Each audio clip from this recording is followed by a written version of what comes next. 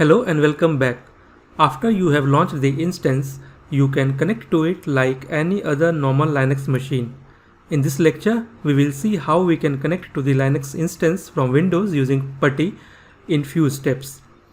I have also attached a detailed document for reference in the resources section, which you can follow to connect to the Linux instance.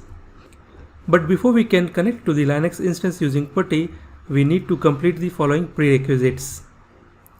First, verify that the instance is ready. Second, get the public DNS name of the instance.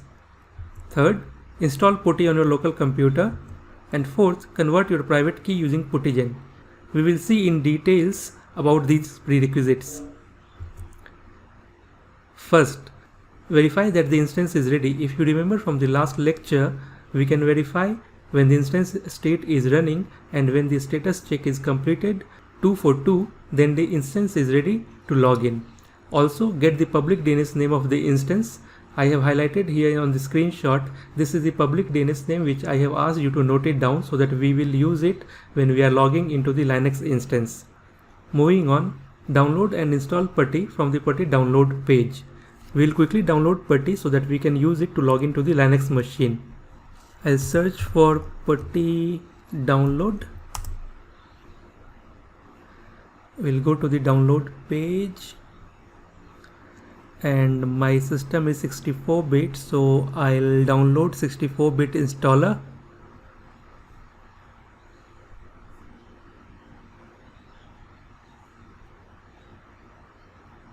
So we can see we have downloaded the PuTTY and we will install PuTTY quickly. Click on next, give the location to install it. Next. Install. We will quickly fast forward it and we'll come back when the PuTTY gets installed.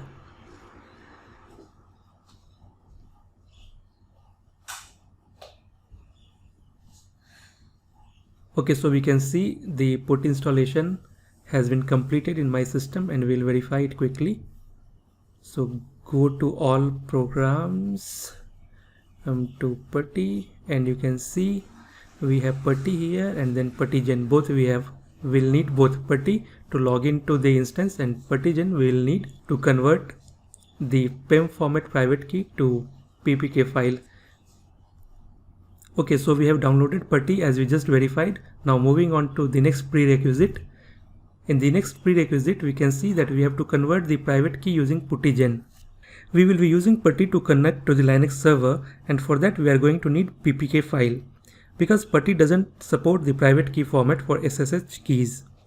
If we go to the download folder, we notice that the file downloaded during instance launch is pemfile.pem. We need to convert this .pem file to PPK file. Fortunately, PuTTY provides a tool named PuTTYGen that we can see from here, which converts the keys to the required format for PuTTY. We must convert our private key .pem file into this format .ppk, and we'll see how this can be done in few steps. Under the type of key to generate, we'll choose RSA. We'll go to load. We'll locate the file in the download section. We will select the PEM format of the private key and we'll click on open. PuTTYGen displays a notice that the PEM file was successfully imported. Choose OK. To save the key in the format that PuTTY can use, we will click on Save Private Key. PuTTYGen displays a warning about saving the key without a passphrase. Choose Yes. We will specify the same name for the key that we used for the key pair and choose Save. PuTTY automatically adds the PPK file extension and we can verify in the download folder. If you notice, the extension of the file is PuTTY private key, that is the PPK file. Now our private key is in the correct format that can be used with PuTTY. Now we will move on to connecting to the Linux instance using this PPK file and PuTTY. We'll go to all programs, we'll click on PuTTY.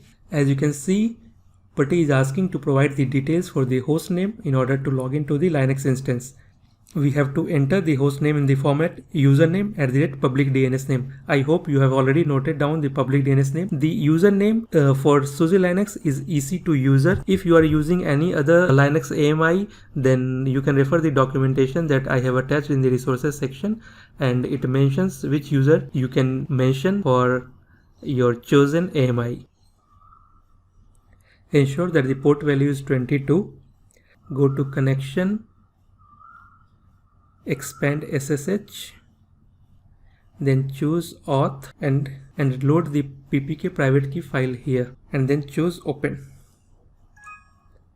If this is the first time you have connected to this instance, POTI displays a security alert dialog box that asks whether you trust the host to which you are connecting or not. We can choose yes. A window opens and we are connected to the Linux instance, the AWS EC2 Linux instance that we had created from the AWS Management Console.